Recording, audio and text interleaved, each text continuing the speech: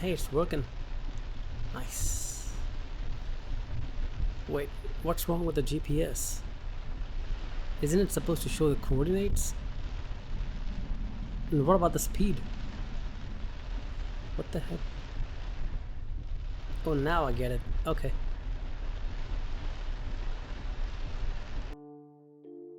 Hey guys, what is up? Welcome back to my channel. Due to the obvious requirement of a good quality dash cam for our vehicles, I have recently purchased one of the best ones out there, the 70Mai A800S Dual-Channel 4K Dashcam. In this video, I'll be unboxing these cameras and giving a review on them. Also, I'll be showing you how these were installed on my car, the new Kia Sonet, along with the 70Mai hardwiring for 24-hour parking surveillance. And finally, a few sample live traffic videos will be shown to you as well. Before we begin, if you are new here, then please do consider subscribing to the channel, hitting the bell icon, and sharing this video with someone who's looking forward to buying a new dashcam in the near future. Furthermore, purchase links for all of these products are provided in the description below. Do check out the links for latest offers and discounts. Having said that, let's get started with the video.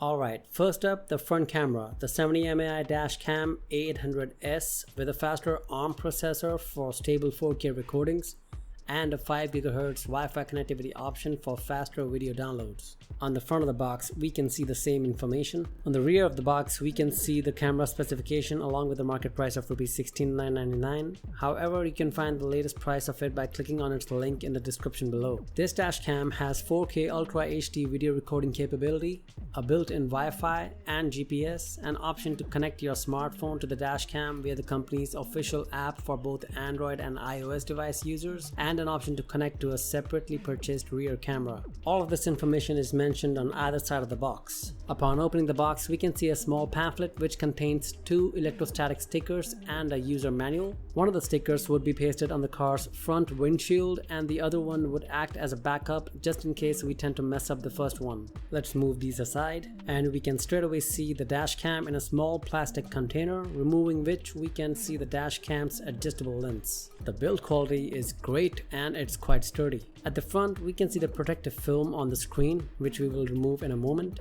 along with 4 plastic buttons. Looking at the right of the dashcam, we can see ports for the power cable, rear camera cable, and a slot for a micro SD memory card. And on the other side, we can see the power button along with the microphone and ventilation holes as well. Ventilation holes can be found both above and below the screen, which is a great way to keep the dashcam cool in high temperatures. Coming back to the rear of the dashcam, we can see the 70Mai branding along with the mounting slot and a speaker right below it. Let's keep that aside for now and see what else do we get.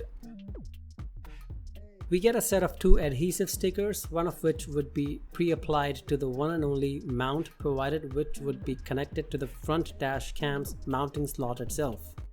We get 1 wiring crowbar as well to hide away the wiring in the car. We get a dual USB car charger with red color coding on one of the ports. And finally, we get a superior quality power cord to connect the dashcam on one end and the red color coded USB port on the other end. Next up, the rear camera, which was purchased separately.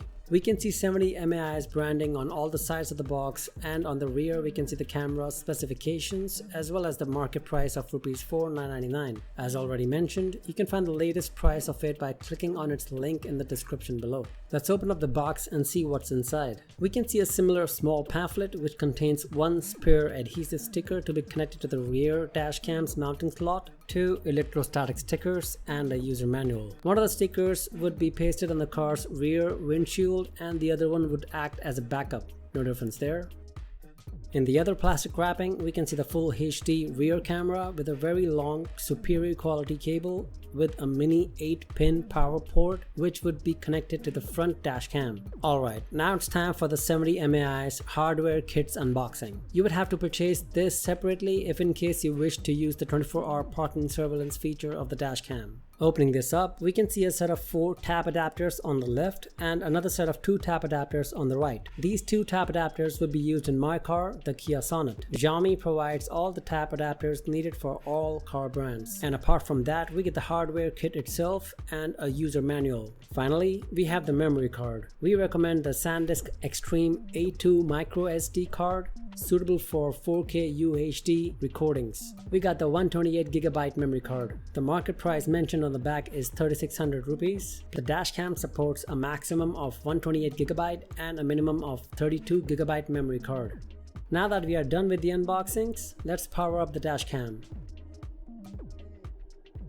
As you can see, as soon as we connect the dashcam to this 10,000 mAh power bank, it powers up. After selecting the preferred language as English, the display shows us the different color indicators for the small light located right below the display. Green is when the dashcam is recording, blue is when the dashcam is not recording, and red is when there is some error. The next screen shows the power button's location and functions. Press once to turn on and press and hold to turn off. Okay, now let's set up the date and time real quick. The next screen gives us a prompt that the 24-hour parking surveillance is currently not installed, which is obvious. We will enable this later on after the installation is complete. On the next screen, we can scan the QR code and download the official app. Let's do that right away and proceed further in the meantime. The next screen prompts us to insert the memory card in order to proceed further. The dashcam will not work unless the memory card is inserted. As soon as the memory card is inserted, the display prompts us to format the card. Immediately after a quick format, the dashcam starts recording, which can be seen on the top left corner of the screen. I have connected the rear camera now to show you that it records from both the cameras. We can switch between cameras by pressing the first button from the left. Using the official app is fairly simple. Create a new account and connect to the dashcam's inbuilt Wi-Fi. While in the app, we can see the live recording coming from the dashcam, take live pictures, and change the settings of the dashcam as well. However, once we open the album from the app, the recording immediately stops in the dashcam. Here, all the pictures and videos can be found in an organized manner.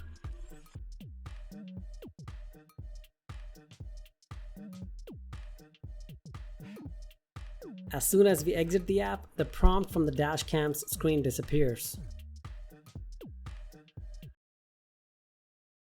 Alright, now for the fun part, installing the dashcams as well as the hard wiring. We start off from the rear of the car, making our way to the front through pillars C, B and A respectively, hiding the wire along the way using the provided wiring crowbar, and finally reaching the fuse box by removing a side panel.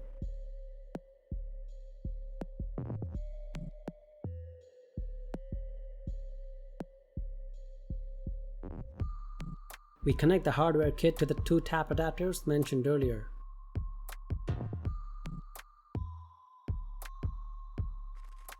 As you can see, the yellow wire's tap adapter was inserted in the highlighted power outlet fuse, while the red wire's tap adapter was inserted in the highlighted memory fuse. No wires were cut during the entire process, thereby maintaining the car's original warranty. As confirmed with Kia India on a previous occasion, the warranty of the vehicle remains unaffected if no wires were cut during the installation process. The third and last black wire coming out of the Hardwire Kit is the earthing cable. This was connected to the nut behind the side panel of the driver's seat. As soon as the wire is connected, the connection completes and the dashcam powers up.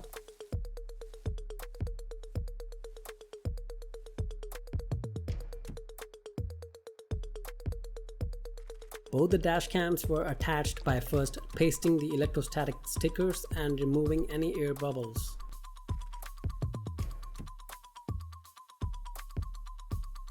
Now for the final look of both the dashcams on the Kia Sonet.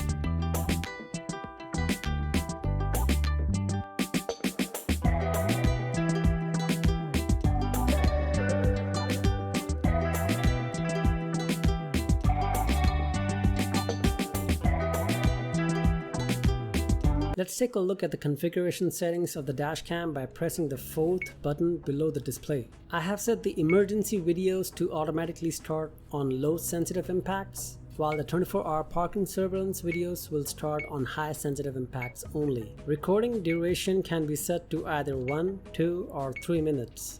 I have selected the latter option. 3840 by 2160 video resolution means that 4K UHD recordings are being captured by the front dash cam. I was able to configure the advanced driver assistance system, or the ADAS, successfully on the road, because of which we can see that this function is now enabled. Because of this feature, an automated voice would warn us on 3 occasions. Enabling the first warning will tell us when the vehicle in front of us starts moving on a traffic light, which is useful in situations when our eyes are not on the road during that time. The second warning will warn us whenever we change a lane while driving.